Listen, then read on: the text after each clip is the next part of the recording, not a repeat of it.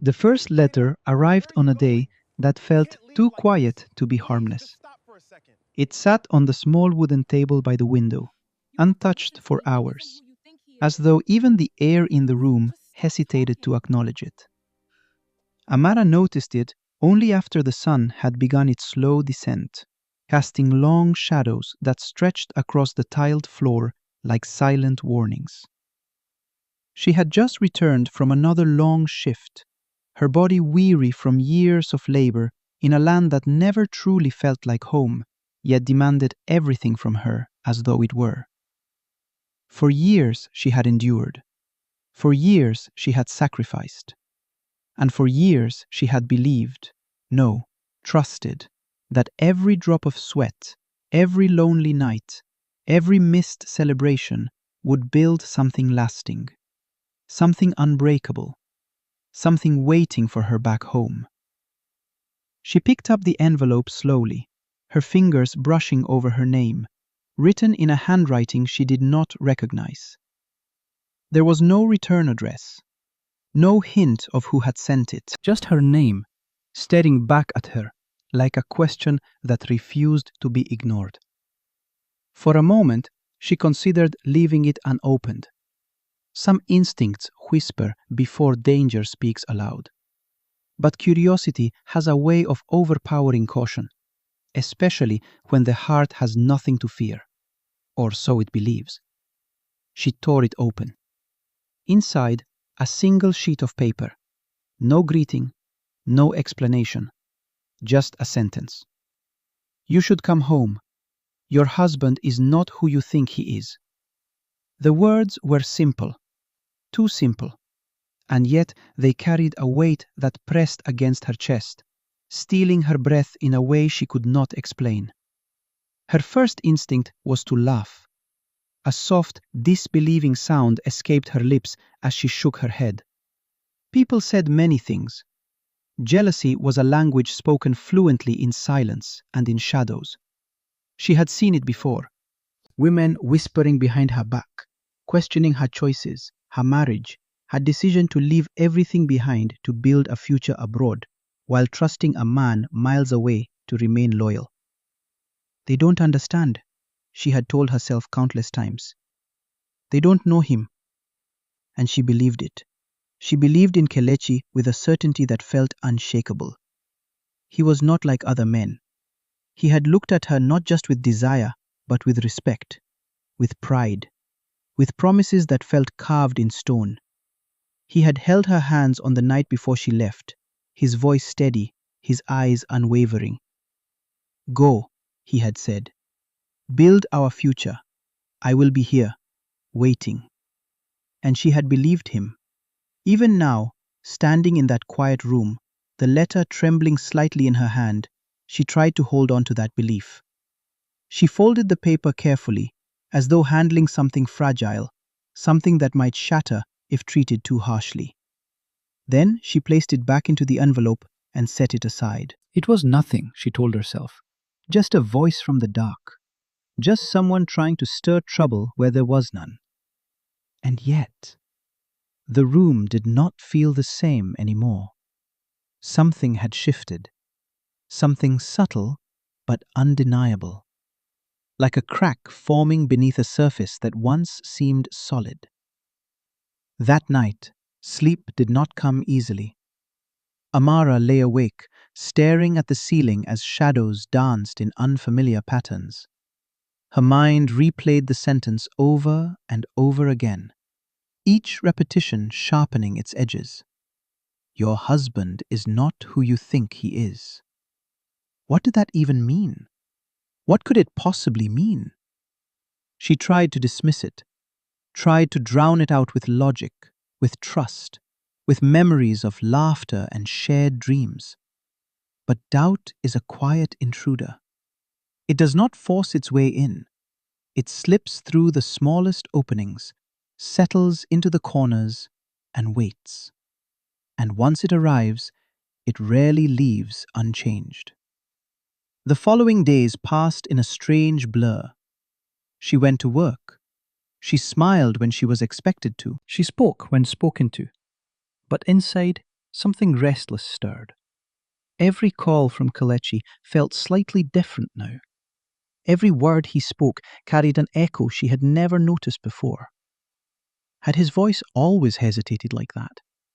Had he always taken a little longer to answer certain questions? Had she simply never paid attention?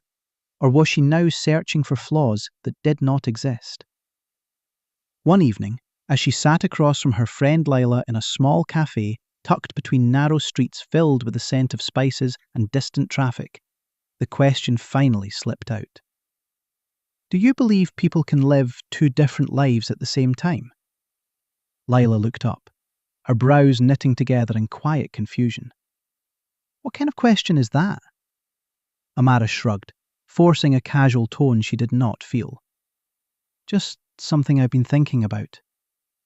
Lila studied her for a moment, her gaze sharp, observant. She had always been that way, the kind of person who saw what others missed. People can do many things, she said slowly, but living two lives, that requires lies, and lies leave traces, always. The words lingered in the air between them, heavy with implication. Amara nodded, though she was not sure what she was agreeing to. That night, she called Kelechi again. His voice was warm, familiar, grounding. I miss you, he said. When are you coming back? It's been too long. There was something almost desperate in his tone, something that tugged at her heart in a way that made her chest ache.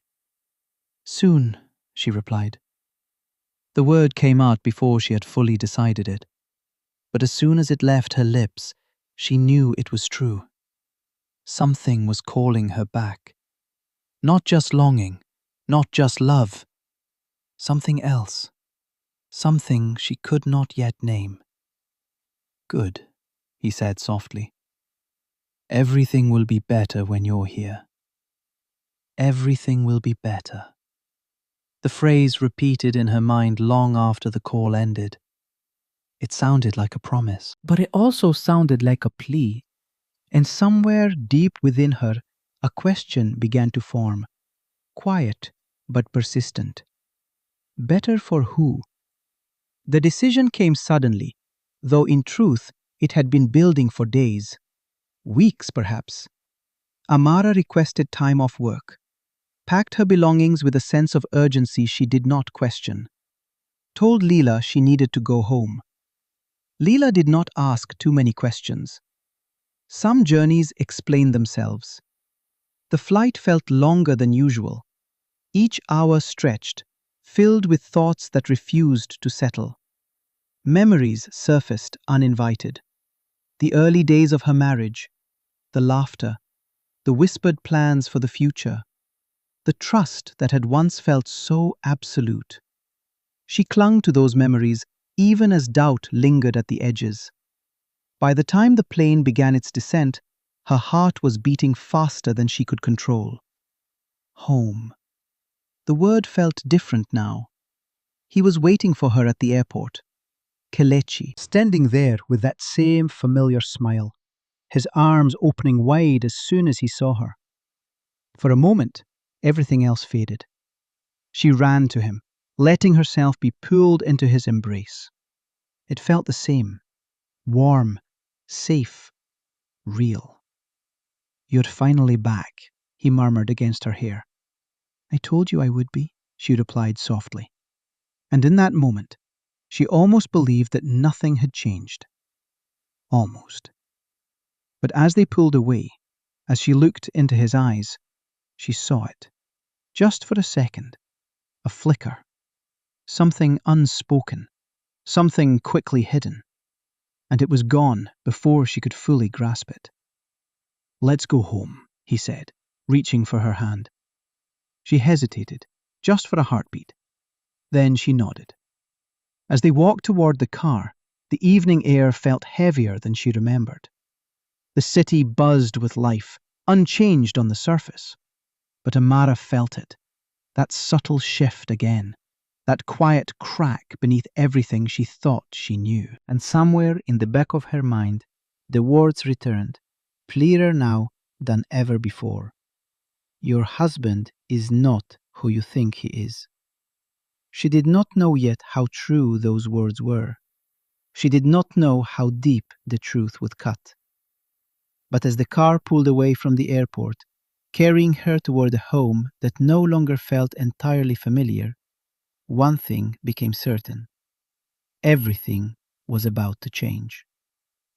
The house stood exactly where she had left it, unchanged in structure, unchanged in appearance, yet somehow unfamiliar in a way Amara could not immediately explain. The gate creaked the same way as Kelechi pushed it open, the sound cutting through the evening air like a memory that refused to soften with time. She stepped inside slowly, her eyes scanning every corner, every wall, every object that once felt like an extension of her own presence. Nothing had moved, nothing had been replaced, and yet something felt arranged, as though everything had been carefully placed back into position, not lived in, but staged. You see, Kelechi said lightly, watching her reaction. Everything just the way you left it. His voice carried a hint of pride, as though he expected gratitude, as though preserving the illusion of continuity was proof of something deeper. Amara forced a small smile, though her chest felt tight. Yes, she said quietly. Exactly the same. But her eyes lingered on the small details. The curtains looked newer. The scent in the room was unfamiliar, floral, faint, but present enough to catch her attention. She had never liked floral scents. Kelechi knew that. She said nothing. Instead, she walked further inside, her fingers brushing against surfaces that felt both known and distant. The living room, the kitchen, the hallway that led to their bedroom. Each step felt heavier than the last, as though she was not just walking through a house, but through layers of something hidden just beneath the surface. You must be tired, Kelechi said, following closely behind her. You should rest. Rest. The word felt almost ironic. How could she rest when her mind refused to settle? When every instinct within her was quietly alert, watching, listening? Still, she nodded. Maybe I will.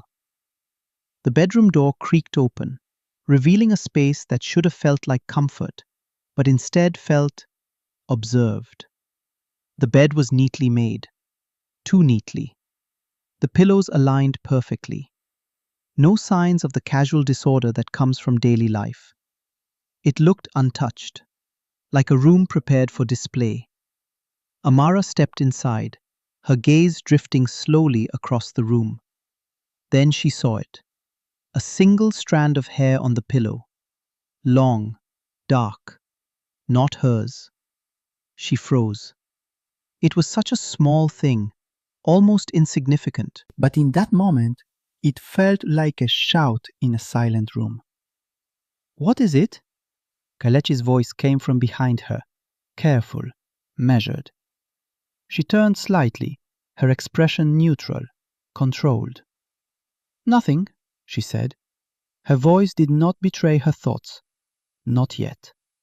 She walked toward the bed, picking up the strand of hair between her fingers, examining it for just a second longer than necessary before letting it fall.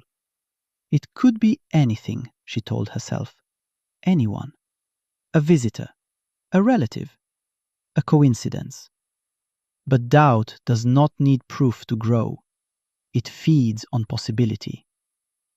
That night, they lay side by side in the same bed that had once held their shared dreams.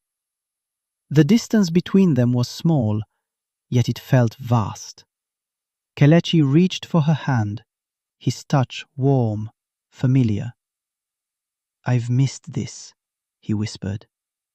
Amara closed her eyes briefly. Me too. But even as she said the words, her mind remained awake, restless, searching. She could feel him beside her, his breathing steady, his presence real. And yet, something invisible stood between them, something unspoken. In the darkness, questions formed, one after another. Had he always been this careful, this precise? Had she simply never noticed? Or had something changed while she was away? The following morning arrived with a quiet tension that lingered in the air, like a storm waiting just beyond the horizon. Amara woke early, her body still adjusting, her mind refusing to rest. Kelechi was already awake, sitting at the edge of the bed, his back turned to her as he scrolled through his phone. He moved quickly when he noticed her stirring, locking the screen almost instinctively. Too quickly.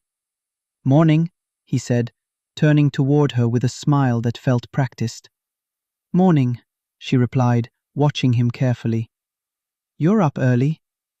"Couldn't sleep," he said. "Too excited that you're back." The answer came easily, too easily. Amara nodded, though she said nothing more. Instead, she got up and moved toward the window, pulling the curtain aside. The street outside looked the same. Neighbors passing by, familiar faces, life continuing as it always had. But as she watched, she noticed something else. A woman standing across the street, watching the house. Not openly, not obviously, but enough to be noticed. Their eyes met for just a second. And then the woman looked away, turning quickly as though she had been caught doing something she shouldn't. Amara's heart skipped. "Do we have visitors often?" she asked casually, still facing the window. Kelechi hesitated, just for a fraction of a second, but it was enough. "Not really," he said. "Why?" She let the curtain fall back into place. "No reason." The day unfolded slowly, each moment layered with quiet observation. Amara moved through the house with a calm she did not feel, noting the small inconsistencies that continued to reveal themselves. A cup in the kitchen that did not match their set, a pair of slippers by the door that were not hers, a faint trace of laughter echoing in her memory, imagined, perhaps, or something she had almost heard. Kelechi remained attentive, almost overly so. He stayed close, asked questions, offered to help with things she did not need help with. It was as though he was trying to control the space between them, to fill it before it could be questioned. But the more he tried, the more noticeable it became. By afternoon, the air felt heavier. Amara needed space, needed clarity.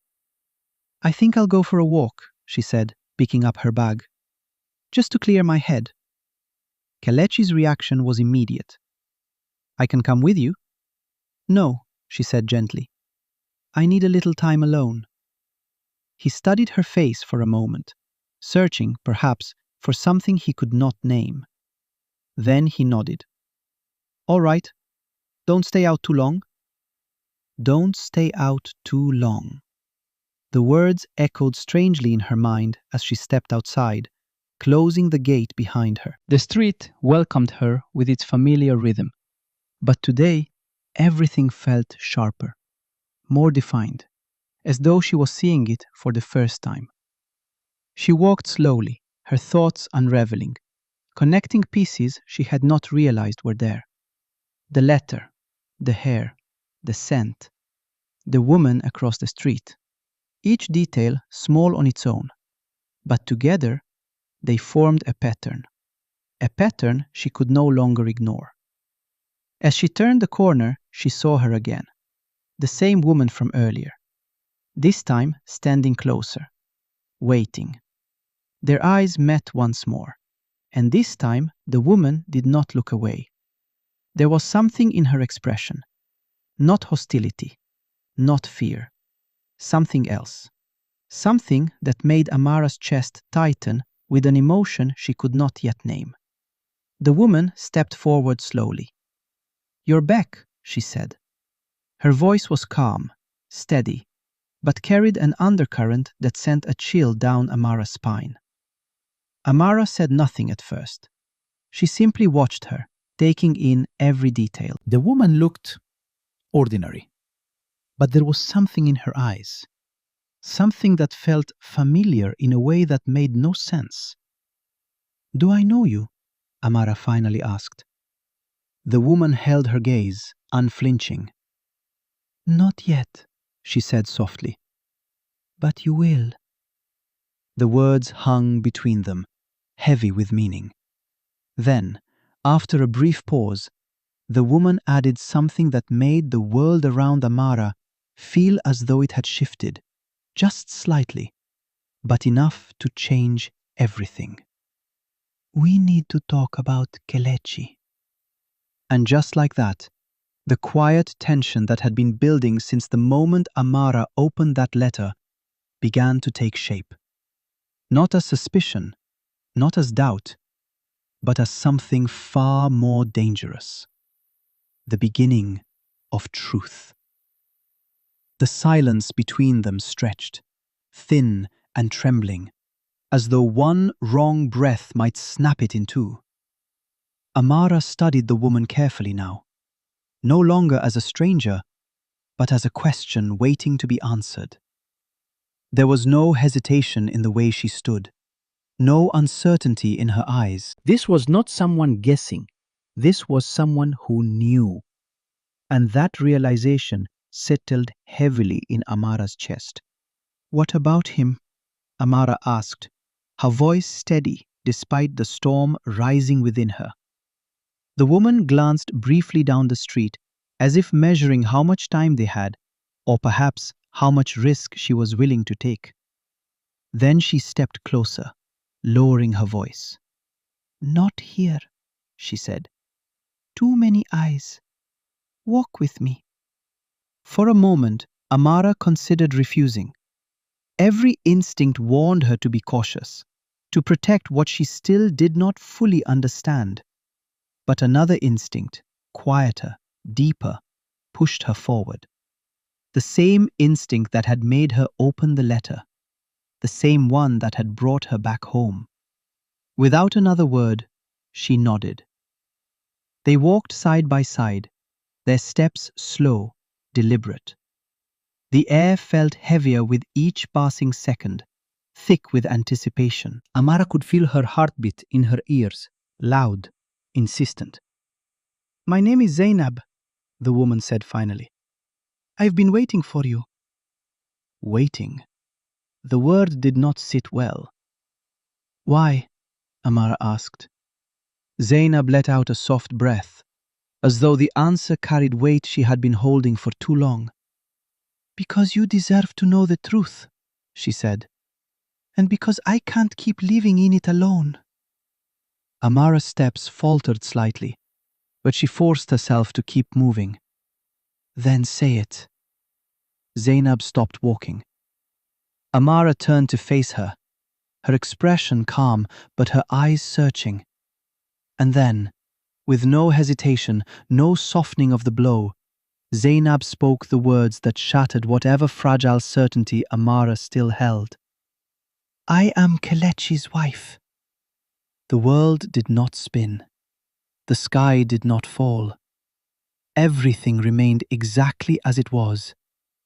And yet, nothing was the same. Amara stared at her, the words echoing in her mind, refusing to settle into meaning. "That's not possible," she said quietly. "I'm his wife." Zainab nodded slowly, her expression not defensive, not angry, just tired. "Yes," she said, "you are." A strange silence followed, one filled not with confusion, but with something sharper, something more dangerous. Understanding trying to form where denial once stood. "How long?" Amara asked, her voice lower now, controlled in a way that made it more powerful. 3 years, Zainab replied.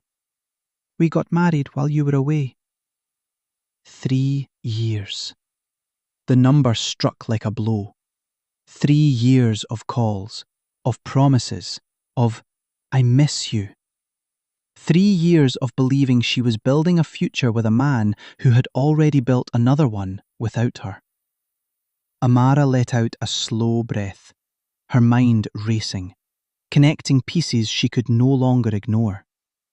The careful house, the unfamiliar scent, the hair on the pillow, the slippers by the door. It was never random. It was never coincidence. It was presence. He told me you were gone, Zainab continued quietly. Not dead, but gone. That you left and never looked back. That you chose your life abroad over him. Amara's lips pressed into a thin line. A lie. Not a small one. Not a misunderstanding. A deliberate rewriting of truth. And you believed him? She asked. Zainab's gaze dropped for a moment. I wanted to, she admitted. But things didn't always add up. There were moments, small ones, where I felt it. Like I was living in a story with missing pages. Missing pages. Amara almost laughed, but there was no humor in it. Only bitterness. So you found me, Amara said. The letter. Zainab nodded. I wasn't sure if you'd come, but I had to try. A long silence followed. The kind that forces truth to settle whether you are ready or not. Amara looked away, her eyes scanning the street without seeing it. Her thoughts moved quickly now, no longer clouded by uncertainty, but sharpened by clarity. This was real. This was happening. Does he know you told me? She asked. No, Zainab said. And he must not know. Not yet. Not yet. The words carried intention. Strategy. Amara turned back to her, her expression different now. Not broken. Not defeated. Something else. Something steadier. Why tell me? She asked. Why now? Zainab met her gaze, her voice quiet but firm. Because I've seen what he's capable of, she said. And because if we don't face this together, he will keep living both lives like nothing is wrong. Together. The word lingered. Two women, bound not by choice, but by the same deception, by the same man, by the same lie. Amara felt something shift inside her. The pain was still there, the betrayal, sharp and undeniable. But beneath it, something stronger began to rise.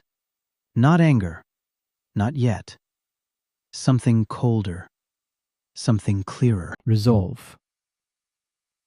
All right, Amara said finally. Then we don't let him continue. Zainab studied her carefully, as though measuring the weight of those words. What are you thinking? She asked. Amara's gaze hardened slightly, her voice calm in a way that made it more dangerous. He built this lie carefully, she said. So we take it apart carefully. A pause, then quieter. But first, I want to see how far he's willing to go. The wind picked up slightly, rustling the leaves around them, carrying with it the quiet promise of something inevitable. The truth had been revealed, but the story was far from over. In fact, it had only just begun. Amara walked back slowly, each step measured, her face calm, but inside, something had hardened. The shock had passed. What remained was clarity. Cold, sharp clarity. When she reached the house, Kelechi was waiting at the door, his expression tense beneath a forced smile. "You took longer than I expected," he said. Amara met his eyes, searching, not for love this time, but for truth, or at least the cracks of it. "I needed the air," she replied simply. He studied her for a moment, as if trying to read what had changed. Because something had. He could feel it. "You're okay?" he asked. A small pause. Then Amara nodded. "I'm fine." But her voice carried a weight it hadn't before. That night, she watched him more closely than ever. The way he spoke, the way he avoided certain details, the way his phone never left his side. Every movement now felt deliberate or defensive. The illusion was gone. In its place, patterns. Later, as he stepped outside to take a call, Amara remained still, listening to the faint murmur of his voice through the door. Low, careful, hidden. When he returned, he smiled again. Too quickly. "Work," he said. She nodded, saying nothing. But in that silence, something unspoken grew louder. The next morning, Amara left early. This time, she didn't hesitate. Zainab was already waiting. "Well?" she asked. Amara's expression didn't waver. "He lies easily," she said. "That means he's done it for a long time." Zainab nodded slowly. "So what now?" Amara looked back towards the direction of the house, her eyes distant, calculating. "Now," she said quietly, "we stop reacting and we start watching." A brief pause, then, more firmly, "We let him think everything is normal." Zainab's brows tightened slightly. "And then?" Amara's gaze sharpened. "And then we make sure he has nowhere left to hide." The air between them shifted, not heavy with confusion anymore, but charged with intent. This was no longer about discovery. It was about exposure. And somewhere, not far away, Kelechi continued moving between two lives, unaware that both were now watching him. The days that followed were quiet, but it was the kind of quiet that listens. Amara returned to the house each evening with the same calm expression, the same measured voice, the same careful movements. Nothing about her behavior suggested suspicion. Nothing revealed what she now knew. And that was exactly the point.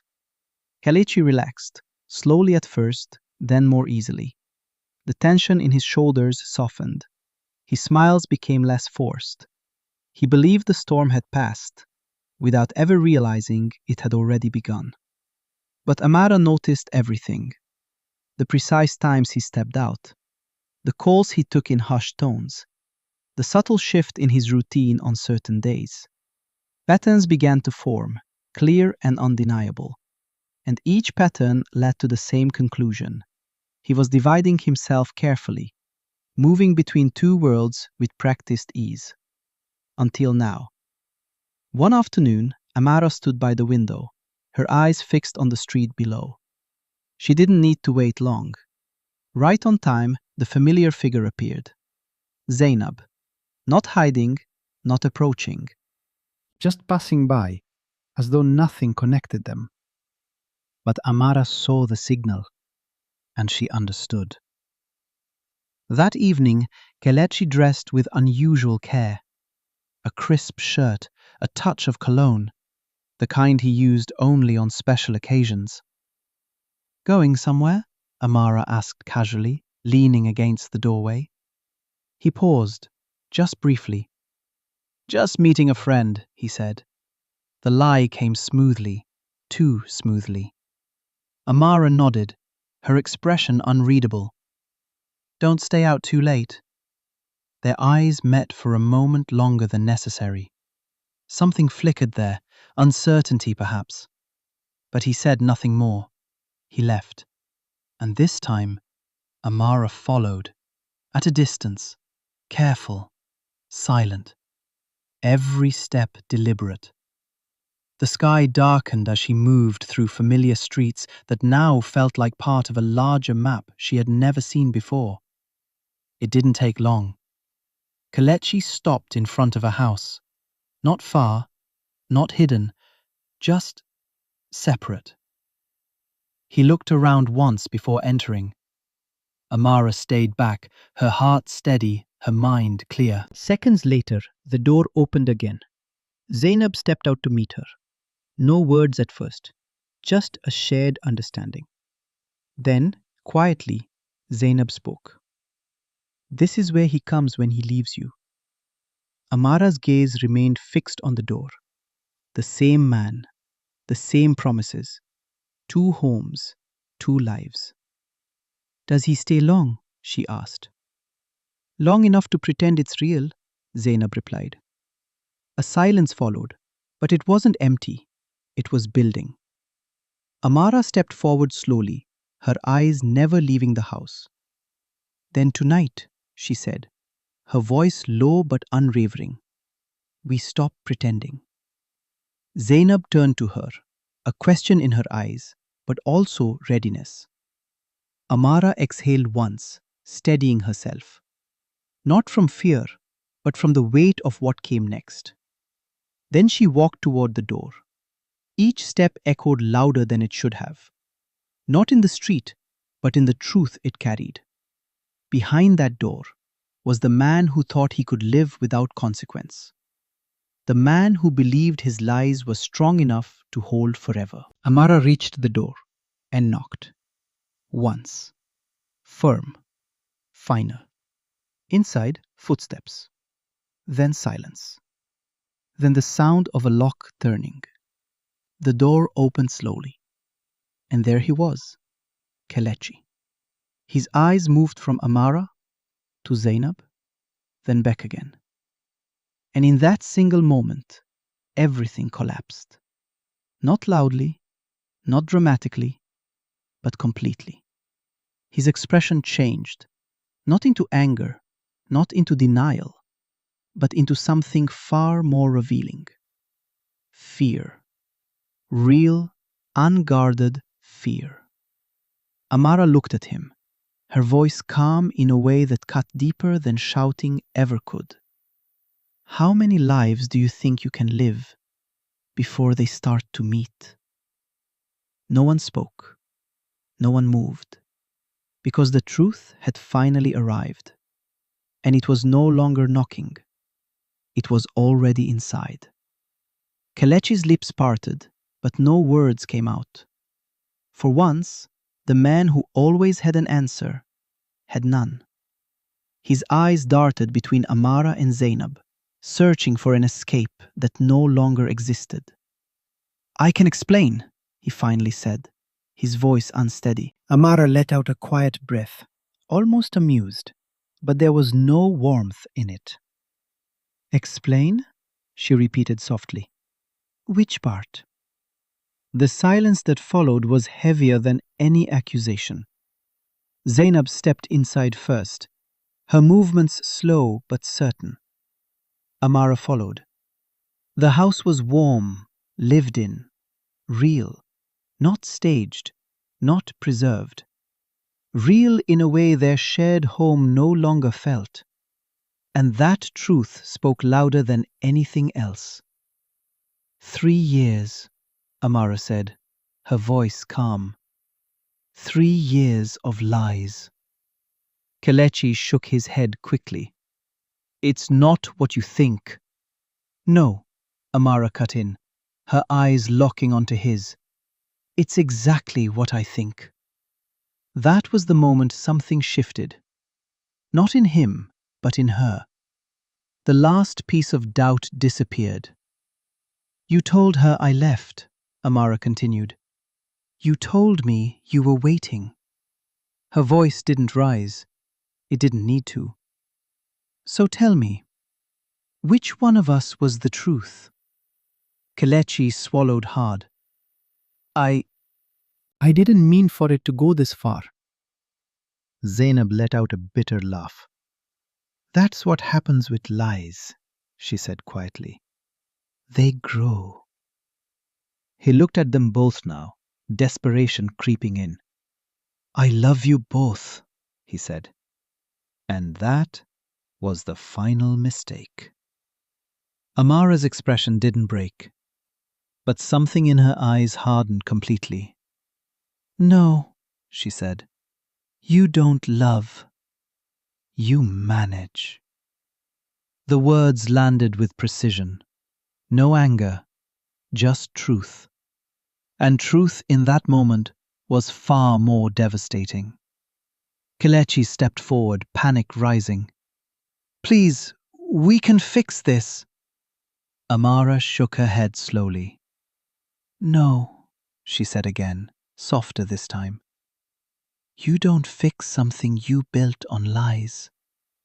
She glanced at Zainab briefly, not as a rival, but as someone who had seen the same reality. You don't get to choose anymore, Amara added. We do. And just like that, the balance shifted completely. Kelechi looked from one woman to the other, and for the first time, he understood something he had never prepared for. Control had slipped from his hands, completely. The room felt smaller now, tighter, as though the walls themselves were closing in on him. What do you want? He asked, his voice strained. It wasn't a question of love anymore, or loyalty. It was survival. Amara tilted her head slightly, studying him. Not with anger, but with a kind of distant clarity that made her feel untouchable. The truth, she said. Out loud. No more hiding. Zainab crossed her arms, her gaze steady. Everything, she added. Kelechi hesitated.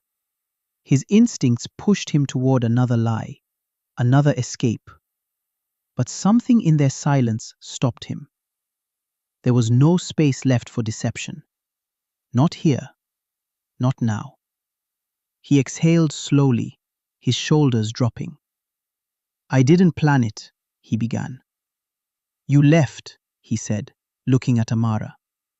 And I thought you wouldn't come back. It felt like you chose something else over me. Amara's expression didn't change. So you replaced me? She asked. No, he said quickly. At first it wasn't like that. I was just lonely. Zainab let out a quiet, disbelieving breath. Lonely enough to marry again. He looked at her, guilt flashing across his face. It just happened. Amara shook her head slightly. No, she said. Things don't just happen for 3 years. That landed hard. He looked down, avoiding their eyes. I didn't know how to fix it, he admitted. Every time I tried, it got worse, so I kept going. Of course you did, Amara replied, because it was working for you. Silence, thick and undeniable. Then she took a step back. You don't need to choose anymore, she said, because we already have. Zainab nodded slowly beside her. We're done living inside your story. Kelechi's head snapped up, panic rising again. Wait, what does that mean? Amara met his gaze one last time. It means your truth doesn't belong to you anymore. A beat. Then, quietly but firmly, everyone will know. That was the moment fear turned real. Not private, not manageable, public. No, you can't, he started. But Zainab cut in. Watch us. The words were calm, but final. And for the first time, Kelechi saw the future clearly, not as something he could shape, but something he would have to face, alone. Amara turned towards the door, her steps steady. Zainab followed, and just like that, they walked out, not broken, not defeated, but aligned. Behind them, Kelechi stood frozen in the center of a life he had carefully constructed, as it began to fall apart, piece by piece. The truth did not explode. It spread, quietly at first, like a whisper carried from one ear to another, careful, almost hesitant, until it wasn't. By the next day, the first cracks had reached beyond the walls of that house. A neighbor's glance lingered a little too long. A greeting went unanswered. A conversation stopped the moment Kelechi appeared. He felt it before he understood it. That subtle shift in the air. That invisible distance people place between themselves and something they no longer respect. Amara did not shout. She did not argue. She simply spoke. To the right people in the right way. Calm, clear, unshaken. Zainab did the same. No exaggeration, no drama. Just truth. And truth, when repeated enough, becomes undeniable. Kelechi tried to contain it. Calls were made, excuses offered, stories reshaped. But lies, once exposed, lose their power. Each version he told only made the cracks wider. "It's not what it looks like," he said to one person. "It was complicated," he told another. But complexity is often just a disguise for dishonesty. And people could see it now, clearly. Days passed, and the life he had balanced so carefully began to collapse under its own weight. Friends grew distant, conversations became shorter, invitations stopped coming. Even his workplace shifted, subtle at first, then obvious.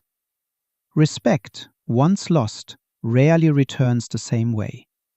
And at the center of it all was silence. The kind that follows when there is nothing left to defend. One evening, Kelechi sat alone in the house that once felt like control. Now it felt empty. Not because no one was there, but because nothing in it belonged to him anymore. Not the trust, not the image, not the story. A knock came at the door. He hesitated before opening it. Amara stood there, alone.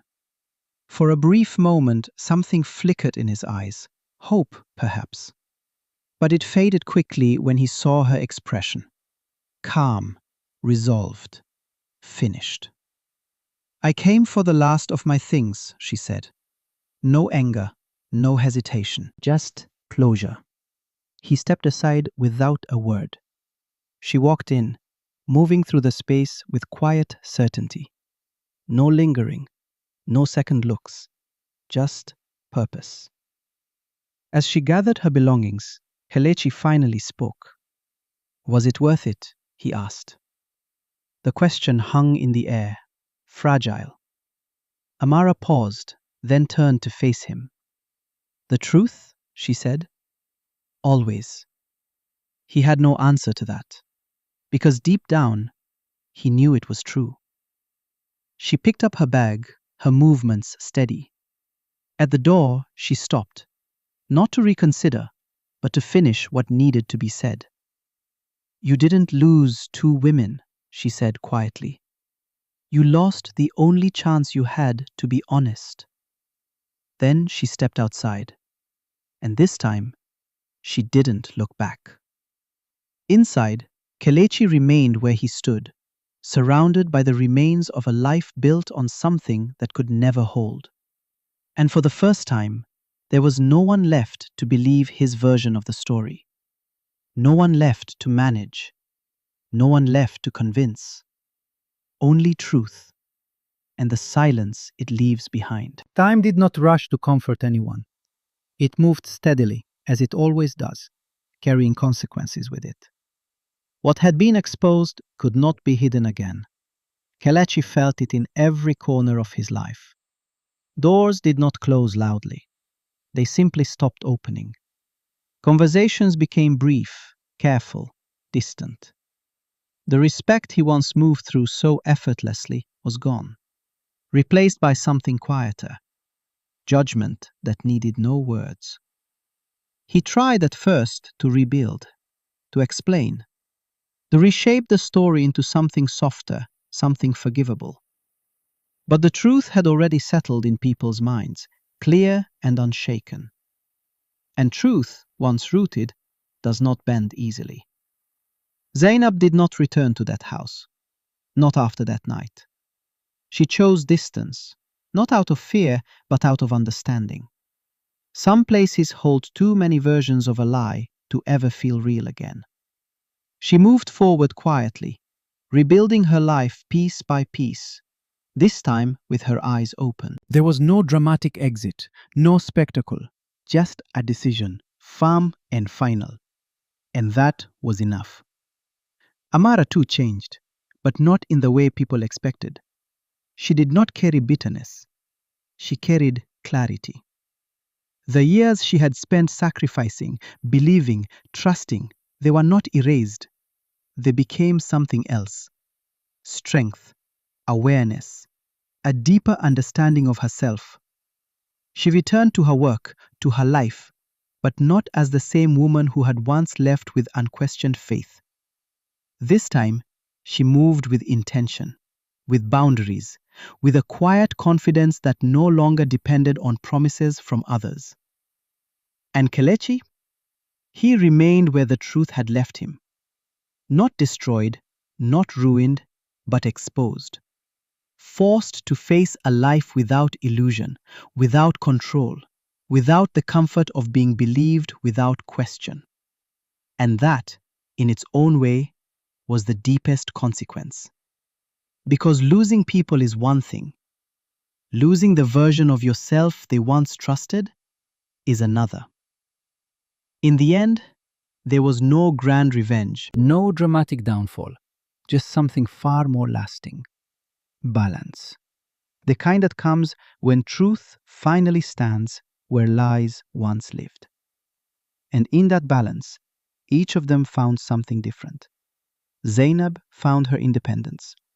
Amara found her strength. And Kelechi found himself alone with the one thing he could never outrun, the truth he created.